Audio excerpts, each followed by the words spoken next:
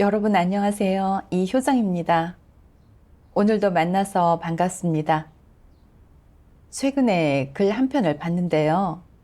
주인공은 어느 무술학교 교장이었습니다.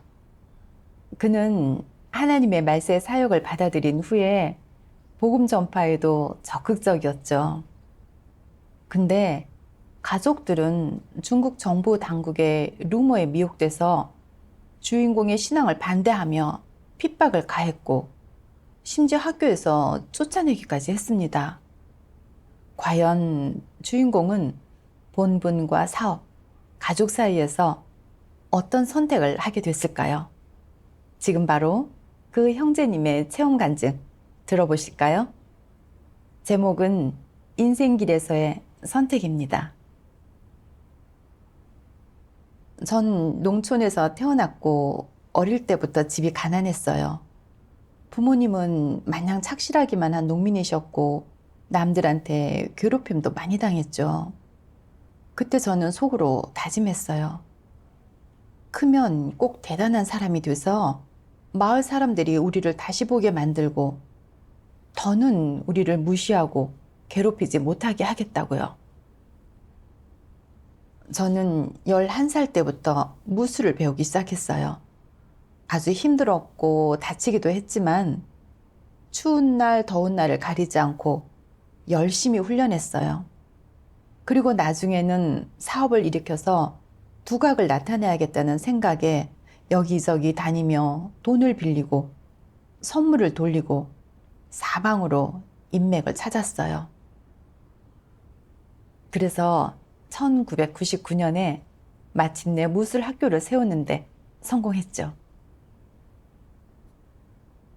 제가 열심히 꾸려간 덕분에 학교는 점점 더 발전했고 수입도 계속 늘어났어요. 지역 사람들한테 좋은 평도 받았죠. 부모님도 제가 가문을 빛냈다며 무척 자랑스러워 했어요. 그때는 학부모들도 제 비위를 맞추고 시체육국이랑 우리 진의 행정 책임자도 저를 눈여겨보면서 항상 웃는 얼굴로 맞아줬어요. 주위 사람들이 대우해 주니까 괜히 좀 우쭐해지더라고요. 지휘역이 채워져서 아주 흐뭇했어요. 드디어 두각을 나타냈다는 생각에 속으로 무척 기뻤죠. 저는 학교를 안정적으로 자리 잡게 하려고 틈만 나면 이런저런 접대 자리에 나갔어요. 명절에는 여러 부서를 빠짐없이 챙기면서 책임자들에게 선물도 보냈죠. 그래야 표창장도 발급해주고 우리 학교를 홍보해줬거든요. 그들에게 아부하느라 마음에도 없는 말과 행동을 얼마나 많이 했는지 몰라요. 공무원 앞에서 대답을 잘못했다가는 힘들게 일궈낸 사업이든 지위든 평판이든 모조리 날릴 수도 있었으니까요. 하루도 마음 편할 날이 없었어요. 몸도 마음도 지쳤고 사는 게 참 고생스럽고 피곤했어요. 그때 저는 정말 곤혹스러웠어요. 사업에 성공해서 돈도 벌고 명예도 얻었는데 오히려 사는 게 더 고생스럽고 피곤해지다니요. 2012년 5월 저는 전능하신 하나님의 말세 복음을 받아들였어요. 전능하신 하나님 교회 형제 자매들과 함께 예배도 드리고 종종 만나면서 보니까 그들 사이에는 뇌물을 주고받는 일도 없고 서로 속고 속이는 일도 없더라고요. 다들 진리를 추구하는 데 집중하고 폐교 성품을 드러내면 솔직하게 털어놓고 교제하면서 자신을 인식하고 진리를 구해 해결하더라고요. 사회에서는 본 적 없는 모습이었죠. 하나님을 믿는 길이야말로 인생의 바른 길이라는 생각이 들었어요. 그리고 하나님 말씀을 읽으면서 알게 됐죠. 말세에 하나님께서 하시는 일은 상선포락하는 거더라고요. 진심으로 하나님을 믿고 진리를 추구하는 사람만이 하나님의 보살핌을 받고 결국 대재앙에서 구원받아 살아남을 수 있는 거죠. 만약 하나님을 믿지 않고 진리를 추구하지 않는다면 사업이 아무리 번창하고 돈을 많이 번다 해도 결국엔 다 헛되더라고요. 자기 목숨 하나도 지킬 수 없는 걸요. 이런 사실을 알게 되니까 예전처럼 학교 발전에 매달리지 않게 됐고 시간 날 때마다 밖에 나가서 복음을 전했어요. 처음에는 가족들도 제가 하나님 믿는 걸 지지했어요. 그런데 나중에 큰아들이 TV에서 정부가 하나님 믿는 사람들을 핍박하고 체포한다는 뉴스를 보더니 저 때문에 학교에까지 문제가 생길까 봐 걱정된다면서 반대하기 시작했어요. 심지어는 경찰에 신고하겠다는 소리까지 하더라고요. 또 평소 친하게 지내던 공무원도 저를 설득하려 했어요. 나라에서 믿지 말라면 그냥 믿지 마세요. 체포됐다가는 실형을 받는 건 물론이고 학교도 폐쇄될 수 있어요. 그러면 선생님네 집도 끝장 아닌가요? 그래서 저는 제가 믿는 건 참도이고 반드시 끝까지 믿을 거라고 했어요. 설득에 실패한 그는 제 아내에게 헛소문을 퍼뜨렸어요. 공산당이 전능하신 하나님 교회를 헐뜯으려고 지어낸 말들이었죠. 게다가 동방번개를 믿는 사람은 국가에서 중점적으로 체포하려는 대상이라며 자손까지 불이익을 받을 거라고 했어요. 아이가 대입 시험도 못 보고 군대도 못 가고 공무원 시험도 못 보게 된다고요. 그 말을 들은 아내는 제가 하나님을 믿어 아이한테까지 문제가 생길까 봐 두려워했어요. 그래서 저와 크게 다퉜고 이혼하겠다고 협박까지 했죠. 저는 너무나 괴로웠어요. 둘째가 대학원 졸업하고 들어간 직장이 참 괜찮은데 내가 하나님을 믿어서 그 직장을 잃게 되면 나한테 죽기 살기로 덤벼들지 않겠어? 그리고 내가 어렵게 세운 학교도 그래. 요즘 한창 잘 되어가고 있는데 내가 하나님 믿는 것 때문에 학교가 폐쇄되면 그동안 고생한 게 다 물거품이 되잖아. 이웃들이 나를 어떻게 보겠어? 한동안은 밥도 안 넘어가고 잠도 안 왔어요. 심적으로 연약해졌고 무척 고통스러웠어요. 심지어 믿음을 포기할 생각도 해봤죠. 하지만 하나님을 믿는 건 우리가 구원받을 수 있는 유일한 길이잖아요. 안 믿을 수가 없었어요. 저는 예배 시간에 제 내적 상태를 솔직하게 털어놨어요. 그랬더니 리더가 하나님 말씀을 많이 교제해 줬어요. 그 중에는 이런 말씀도 있었어요. 너는 이 세상에 울며 태어나는 순간부터 너의 직책을 이행하기 시작한다.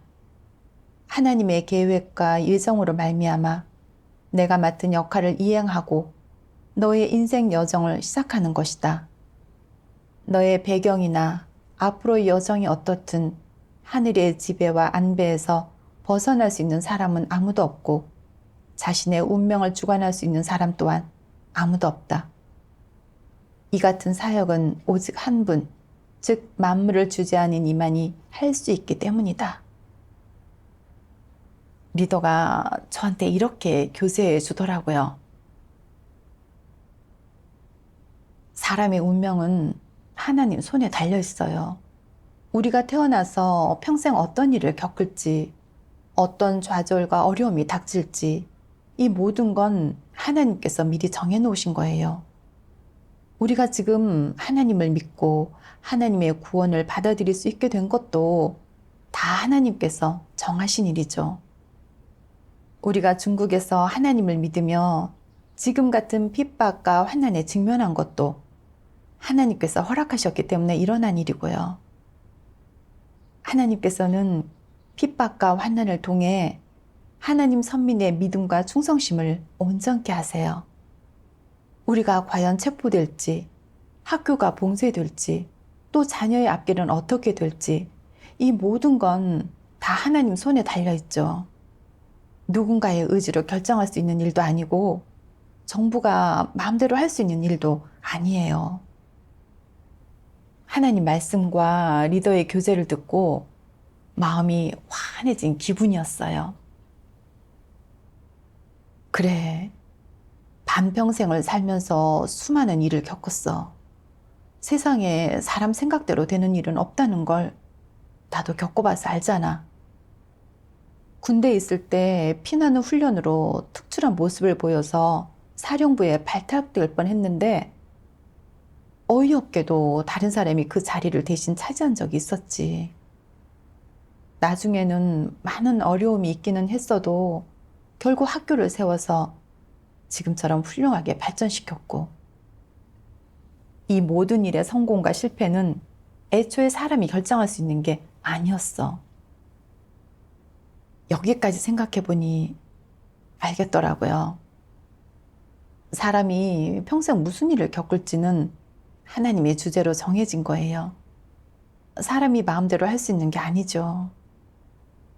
혹시 경찰에 체포당하지는 않을지, 제가 제 미래를 걱정하는 건 아무 의미가 없어요.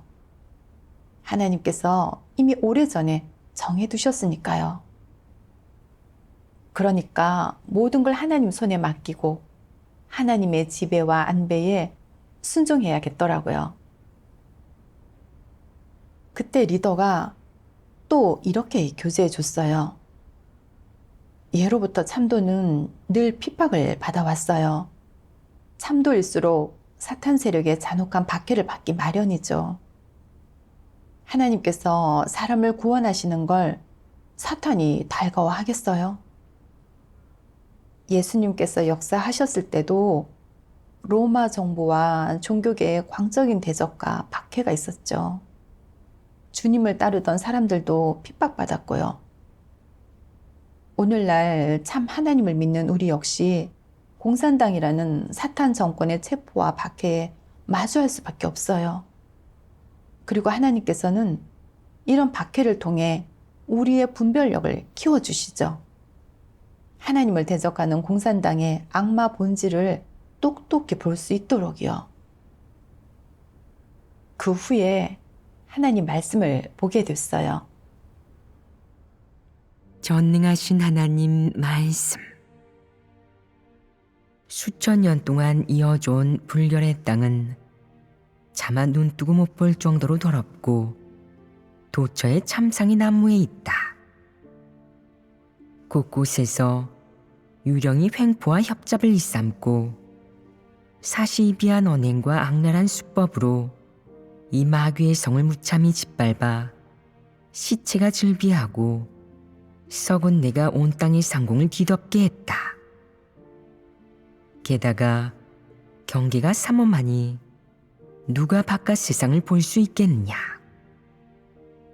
마귀는 사람의 온몸을 꽁꽁 묶고 두 눈을 가렸으며 입을 단단히 막아버렸다. 수천 년 동안 횡행한 이 마왕이 오늘날에도 마귀의 성을 이토록 빈틈없이 감시하고 있으니 마치 난공불락의 마귀 궁정 같다. 그리고 이 집 지키는 개들은 하나님이 그곳의 빈틈을 노려 그들을 일망타진하면 안락의 땅을 잃을까 두려워 두 눈을 부릅뜨고 지켜보고 있다. 이런 마귀의 성에 사는 사람들이 어떻게 하나님을 볼 수 있었겠느냐. 하나님의 친절함과 사랑스러움을 어디에서 누려봤겠느냐. 인간 세상의 일을 어찌 알겠느냐. 하나님의 절박한 마음을 누가 이해할 수 있겠느냐. 그러니 하나님이 지극히 은밀하게 성육신한 것도 이상한 일이 아니다. 이 어두운 사회에서 마귀는 잔인무도하다. 사람을 죽여도 눈 한 번 깜빡하지 않는 마왕이 어찌 사랑스럽고 선량하며 거룩한 하나님의 존재를 용납하겠느냐? 어찌 하나님의 강림을 손뼉치며 반기겠느냐? 그 계만도 못한 노예들, 은혜를 원수로 갚으며 오래전부터 하나님을 원수로 여겨 대했다. 하나님을 학대하고 극히 잔인하게 굴며 하나님을 전혀 안중에 두지 않았다. 그러면서 횡포와 약탈을 일삼고 악행을 저질렀으며 양심을 내다버리고 무고한 인류를 유혹해 혼미한 상태에서 깨어나지 못하게 했다.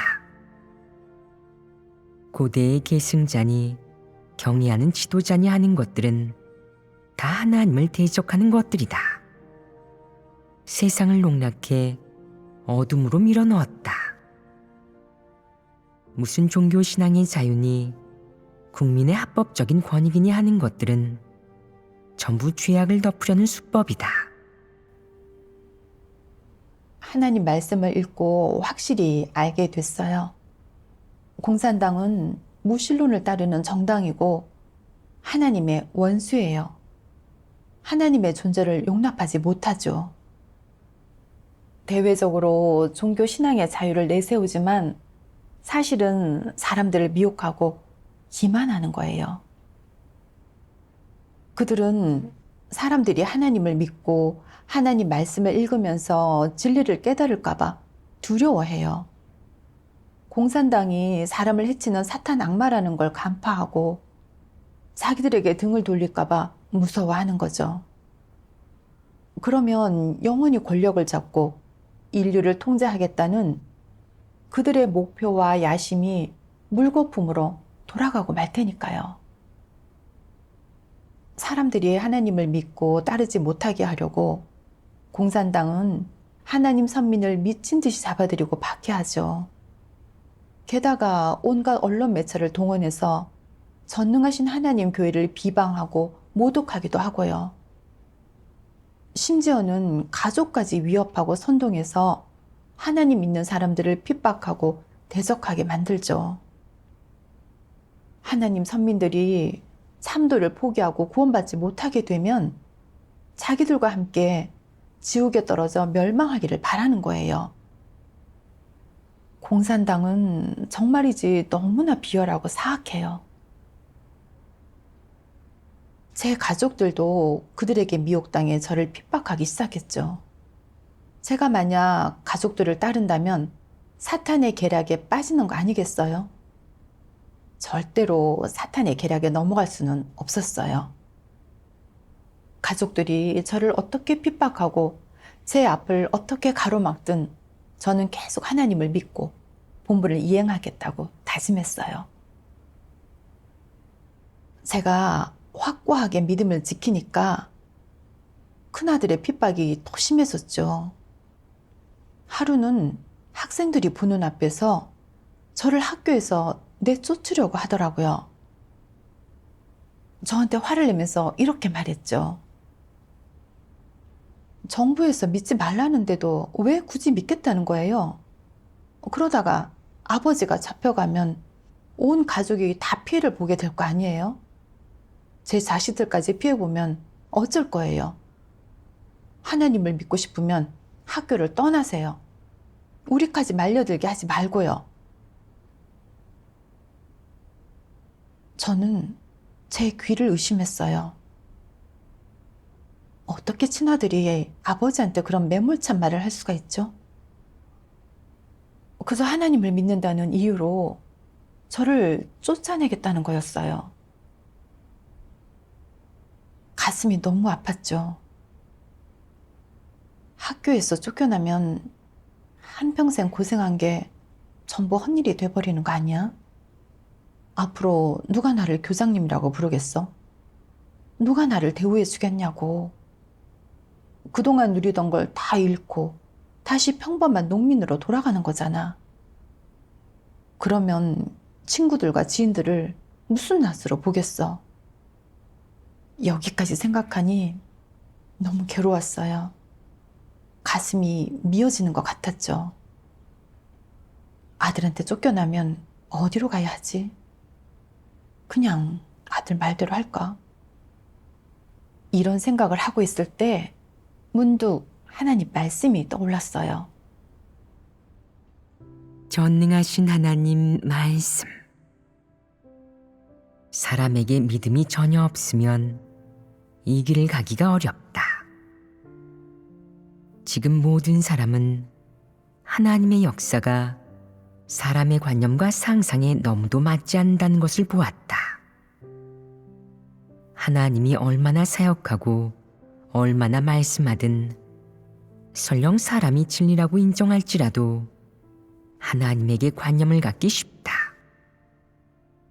진리를 깨닫고 얻으려면 사람은 자신이 본 것과 체험으로 얻은 것을 지킬 수 있는 믿음과 끈기가 있어야 한다.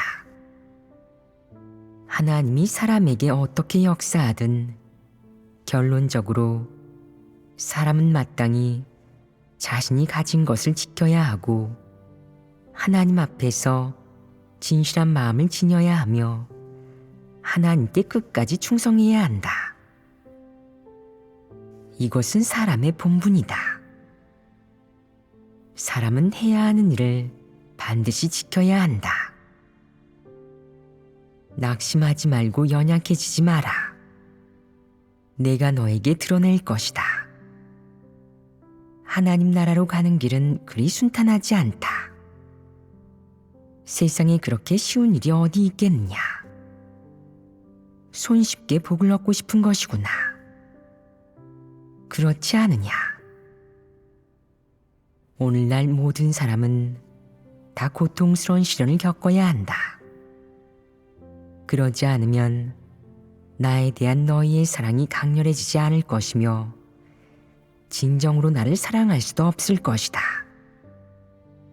아주 작은 상황이라도 모두가 통과해야 한다. 단지 정도만 다를 뿐이다. 하나님 말씀 덕분에 마음을 가라앉힐 수 있었어요. 맞아요. 하나님을 믿는 길이 항상 순조롭기만 한 건 아니죠. 반드시 핍박과 환난을 겪게 되어 있어요. 믿음이 없다면 계속 걷기 힘든 길이죠. 저는 핍박을 조금 받았다고 바로 소극적이 되고 물러서렸어요. 그게 어디 믿음 있는 사람의 태도겠어요? 저는 하나님을 믿기 전 세상에서 두각을 나타내기 위해 애쓰고 고생하던 시절을 떠올렸어요. 그때는 사는 게 참 고생스럽고 피곤했어요. 희망이라고는 조금도 없었죠. 그랬던 제가 복이 있어서 사람을 구원하러 오신 하나님을 만나게 된 거예요. 다신 오지 않을 이 절호의 기회를 어떻게 쉽게 포기할 수 있겠어요? 그랬다가는 하나님께 구원받을 수 없잖아요. 예수님께서 말씀하셨습니다. 공중의 새를 보라. 심지도 않고 거두지도 않고 창고에 모아들이지도 아니하되 너희 천부께서 기르시나니 너희는 이것들보다 귀하지 아니하냐. 하나님께서 만드신 새는 심지도 않고 거두지도 않지만 하나님께서는 새를 살아가게 하시죠. 하물며 저는 오늘 하나님을 믿고 본분을 이행하고 있어요. 그러니까 하나님은 제게 길을 열어주실 거예요. 아들에게 쫓겨나더라도 하나님께서 저를 인도해 주실 테니 걱정할 게 없죠. 이렇게 생각하니 믿음이 생겼고 아들의 말에 구애받지 않게 됐어요. 그때 아들은 제 믿음이 확고하다는 걸 보더니 씩씩거리며 저를 교문으로 떠밀었어요.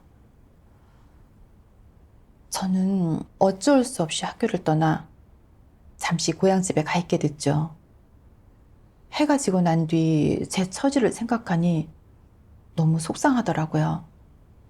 그래서 하나님께 기도드렸어요. 하나님, 이런 일이 왜 일어난 건지, 하나님의 어떤 뜻이 있는 건지 잘 모르겠습니다. 하나님을 믿는 길은 바른 길인데 아들이 왜 저를 이렇게 대하는 건가요? 하나님의 뜻을 깨달을 수 있도록 저를 이끌어 주세요. 그 후 문득 전에 형제자매가 교제해 줬던 하나님 말씀이 떠올랐어요. 전능하신 하나님 말씀. 사람에게 하는 하나님의 각 단계 사역은 겉으로 보면 마치 사람이 사람과 접촉하는 것 같고 사람의 안배나 방해에서 비롯된 것 같다. 하지만 그 모든 사역과 일의 뒤에는 사탄이 하나님 앞에서 한 내기가 있으므로 사람이 하나님을 위해 굳게 설 필요가 있다. 이는 욥이 시련을 받았을 때 그 뒤에는 사탄이 하나님과 한 내기가 있었지만 욥에게 닥친 것은 사람의 행위요 사람의 방해였던 것과 같다. 너희에게 행하는 하나님의 모든 사역의 뒤에는 사탄이 하나님과 한 내기가 있고 싸움이 있다. 하나님 말씀을 묵상하면서 제게 일어난 일의 본질을 알게 됐어요. 겉으로 보면 그저 큰아들이 공산당의 유언비어에 미혹돼서 저를 핍박하고 하나님을 믿지 못하게 막고 학교에서 쫓아낸 것 같지만 사실 그 이면에는 사탄이 교란하고 현혹하고 조종하고 있었던 거예요. 제가 과연 어떤 선택을 할지 사탄이 지켜보고 있었던 거죠. 가족과의 관계를 유지하고 제 명예와 지위를 지키기 위해 하나님을 배반할지 아니면 개인의 이익을 포기하고 계속 하나님을 따를지 말이에요. 저는 제 처지를 걱정하고 속으로 괴로워했는데 그건 하나님에 대한 믿음이 없고 기꺼이 모든 걸 포기할 각오가 되어 있지 않았기 때문이에요. 사탄은 제 약점인 명예와 지위 그리고 가족에 대한 염려를 이용해서 하나님을 떠나고 배반하게 하려 했어요. 결국 저를 해치고 삼키려고 했던 거죠. 사탄은 정말 너무 음험하고 사악해요. 이런 것들을 깨닫고 나니까 마음이 한결 편해졌어요. 그리고 다짐했죠. 가족들이 무슨 수를 써서 가로막든 앞으로 생활이 얼마나 어려워지든 반드시 굳은 믿음으로 끝까지 하나님을 따라서 사탄에게 수치를 안기겠다고요. 당시에 고향 집에는 오래 머물 수가 없는 상황이라 어쩔 수 없이 학교로 돌아가게 됐어요. 학교로 돌아간 뒤에도 저는 예전처럼 계속 예배드리고 복음도 전했어요. 제 믿음이 흔들리지 않자 큰아들과 며느리는 더 심하게 저를 핍박했어요. 욕을 퍼부으며 저를 쫓아내려 하는 일이 잦아졌고 학교 돈도 다 자기들이 주고는 저한테는 한 푼도 주지 않았죠. 걸핏하면 듣기 싫은 소리를 하면서 제 화를 돋우기도 했고요. 너무 화가 나서 밥이 안 넘어갈 때도 많았죠. 한동안은 매일같이 화만 내고 밥도 제대로 못 먹다 보니까 몸이 많이 상하더라고요. 길을 걷다가 눈앞이 핑 도는 바람에 쓰러질 뻔한 적도 여러 번 있었어요. 게다가 위염까지 생기는 바람에 밤이면 베개로 아픈 위를 힘껏 눌러야만 겨우 통증을 견딜 수 있었죠. 밤에 잠이 안 오면 운동장에 나가서 제가 지은 연습실, 사무실, 식당, 기숙사를 쭉 둘러보곤 했어요. 힘들게 지은 학교를 보고 있으면 괜히 마음이 무거워졌죠. 그 학교를 세우려고 얼마나 부지런히 뛰어다니고 얼마나 많은 사람의 눈치를 받는지 몰라요. 그렇게나 고생을 많이 해서 이제 겨우 좀 결실을 거뒀는데 그걸 아들한테 빼앗기게 생긴 거예요. 그건 제 평생을 바친 사업이잖아요. 계속 하나님을 믿는다면 모든 걸 잃게 될 판이었죠. 생각이 거기까지 미치자 마치 송곳에 찔린 것처럼 가슴이 너무 아팠어요. 그 시기에서는 극도로 연약했어요. 밤마다 남몰래 눈물을 흘렸죠. 울면서 하나님께 기도드렸어요. 하나님, 평생을 바쳐 일으킨 사업을 잃게 생겼는데 도저히 내려놓지 못하겠습니다. 이 환경을 이겨낼 수 있도록 저를 인도해 주십시오. 나중에 형제자매가 하나님 말씀을 보여줬는데 저는 거기서 실행의 길을 찾았어요. 하나님께서 말씀하셨어요. 전능하신 하나님 말씀. 이제 너는 베드로가 간 길이 어떤 길인지 분명히 보아야 한다. 베드로가 간 길을 분명히 보았다면 지금의 사역을 확신하게 될 것이며 불평을 터뜨리거나 소극적이 되지 않고 뭔가를 바라지도 않게 될 것이다. 너는 베드로의 그때의 심정을 체험해야 한다. 그는 몹시 괴로워 죽고 싶은 지경에 이르렀어도 좋은 미래나 복받기를 바라지 않았다. 또한 그는 세상의 명예나 복, 부귀영화를 쫓지 않았으며 그저 가장 의미 있는 인생, 즉 하나님의 사랑에 보답하고 자신의 가장 귀한 것을 하나님께 바치는 삶을 살면 그것으로 만족했다.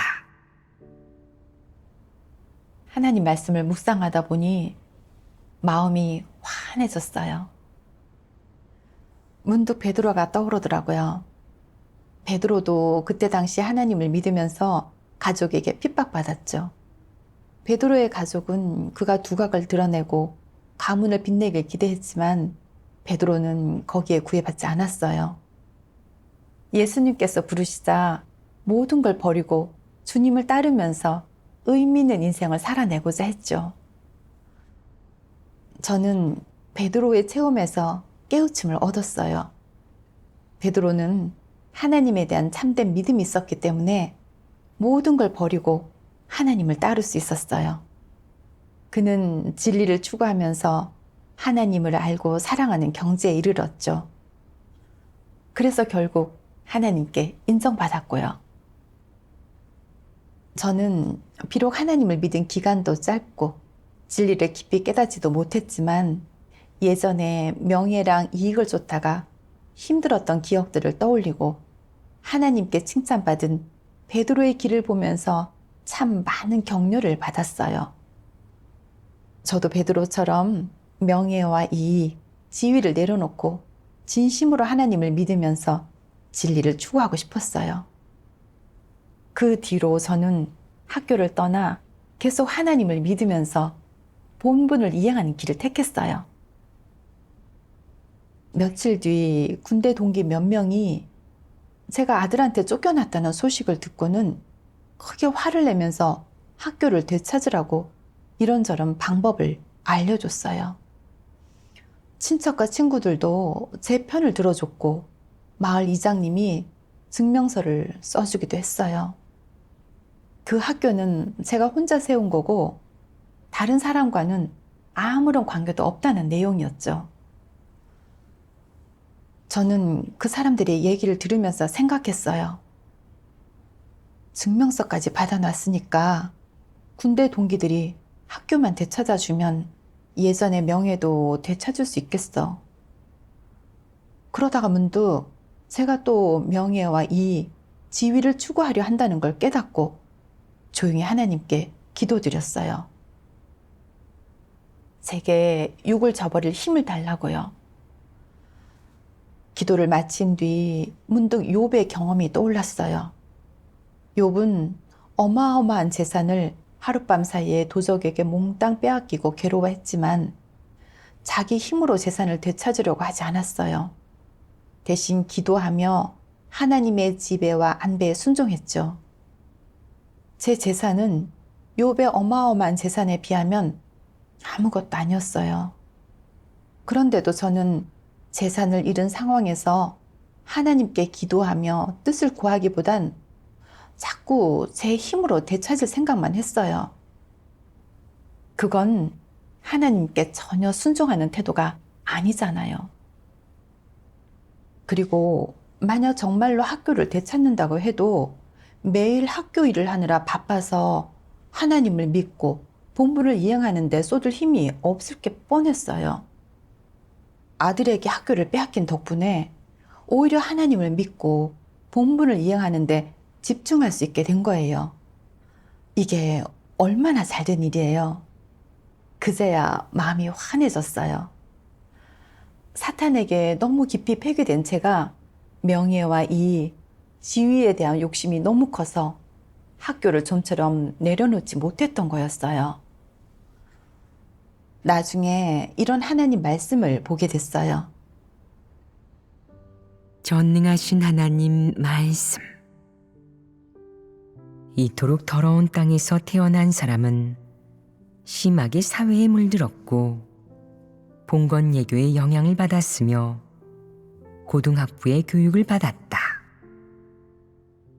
뒤처진 사상, 부패한 도덕, 저열한 인생관, 비열한 처세 철학, 일말의 가치도 없는 삶, 저속한 풍속과 생활, 이러한 것들이 사람의 마음을 심하게 침해하고 사람의 양심을 심하게 파괴하며 사람의 양심에 타격을 주고 있다. 이로 인해 사람은 하나님과 점점 멀어지고 갈수록 하나님을 대적하는 것이다. 사람의 성품은 나날이 더 악랄해져 하나님을 위해 기꺼이 희생하거나 하나님께 기꺼이 순종할 수 있는 사람은 하나도 없고 기꺼이 하나님의 나타남을 찾는 사람은 더더욱 없다.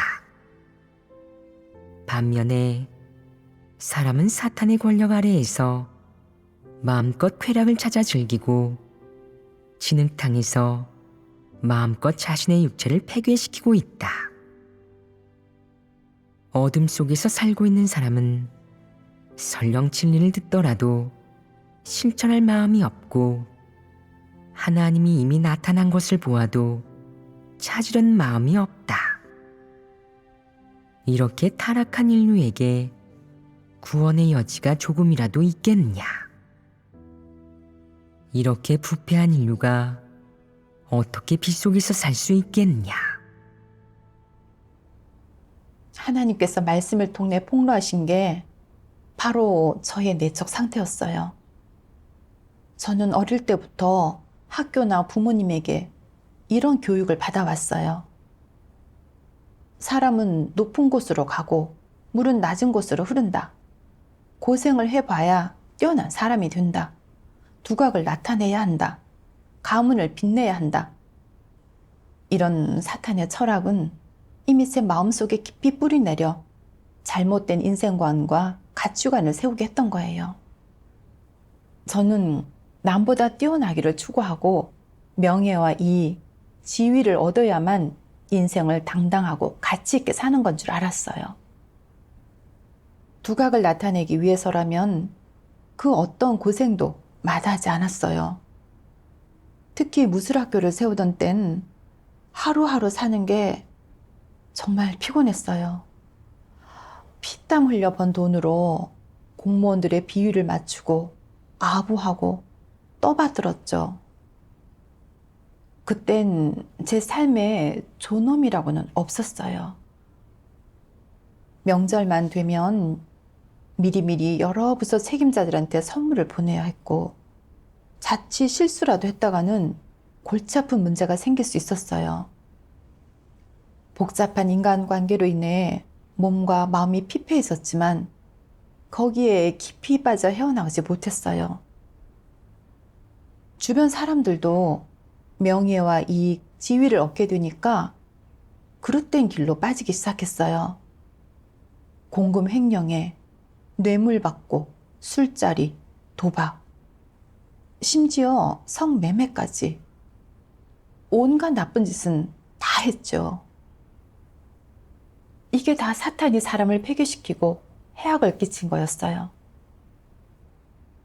생각해보면 아들이 제가 세운 학교를 빼앗은 것도 명예와 이익에 눈이 멀어서 그런 거였죠. 명예와 이익, 지위를 위해서라면 부사지간의 정까지도 저버릴 수 있었던 거예요. 황희를 차지하려고 형제간, 부자간에도 칼을 겨누던 고대 황실이 떠오르더라고요. 이게 다 사탄이 터무니없는 논리와 허튼 소리로 사람을 폐기시켜서 인간성과 이성을 잃게 만든 거였어요. 저는 이제야 명예와 이익, 지위가 사탄이 사람에게 씌워놓은 멍해라는 걸 깨달았어요. 사람이 사탄의 철학대로 살면서 명예와 이익, 지위를 추구하면 갈수록 폐기되고 삶이 점점 더 고통스러워질 뿐이에요. 하나님께서는 사탄이 계속 저를 폐기시키고 해악을 끼치는 모습을 가만히 보고 계실 수가 없었던 거예요. 제가 명예와 이익, 지위의 늪에서 헤어나오지 못할 때 하나님께서 말씀을 통해 깨우쳐 주셨어요. 진리를 추구하는 거야말로 인생을 바르게 사는 길이고 그게 바로 의미 있는 인생이라는 걸요. 하지만 저는 사탄의 철학에 얽매여 그동안 누리던 돈과 명예, 지위를 잃게 되니 미련을 버리지 못하고 고통스러워하고 낙담했죠. 심지어 소송을 걸어서 빼앗긴 걸 되찾을 생각까지 했어요. 정말이지 너무나 어리석었죠. 계속 그런 것들을 추구한다면 사탄에게 계속 회를 당하다가 결국에는 사탄과 함께 멸망할 텐데 말이에요. 예수님께서 말씀하셨습니다. 사람이 만일 온 천하를 얻고도 제 목숨을 잃으면 무엇이 유익하리요? 사람이 무엇을 주고 제 목숨을 바꾸겠느냐? 맞아요. 아무리 돈이 많고 명성이 높아도 그걸로 진리와 생명을 살 수는 없죠. 저는 반평생을 들여 쌓아온 재산과 제가 가지고 있던 명예와 이익, 지위를 모두 잃었지만 제게 임한 환경을 겪으면서 그런 것들이 사람에게 끼치는 해악과 그런 것들을 추구하다가 맞이하게 되는 무서운 결말을 똑똑히 볼 수 있었어요. 또한 진리 추구의 의의와 가치도 깨달았죠. 명예와 이익, 지위를 버리고 하나님을 믿고 본분을 이행할 수 있게 된 게 바로 저에 대한 하나님의 커다란 구원이 아닐까요? 하나님의 마음을 알게 되고 나니까 아들과 다투고 싶은 마음이 싹 사라졌어요. 그래서 소송도 걸지 않았죠. 그저 하나님의 주제와 안배에 순종하면서 충실하게 진리를 추구하고 본분을 이행하고 싶은 마음뿐이었어요. 저는 그 이후로 지금까지 쭉 교회에서 복음을 전하고 본분 이행에 힘쓰고 있어요. 비록 남들한테 대우받던 기분을 즐기지 못하게 됐지만 마음은 예전보다 훨씬 편안해요. 하루하루를 아주 충실하게 보내고 있죠. 저는 하나님을 믿고 따르는 게 무엇보다 옳은 선택이며 가장 의미 있는 인생이라고 확신해요. 하나님께 감사드려요. 네, 이 체험 간증문은 여기까지입니다. 시청해 주셔서 감사합니다. 다음에 또 만나요.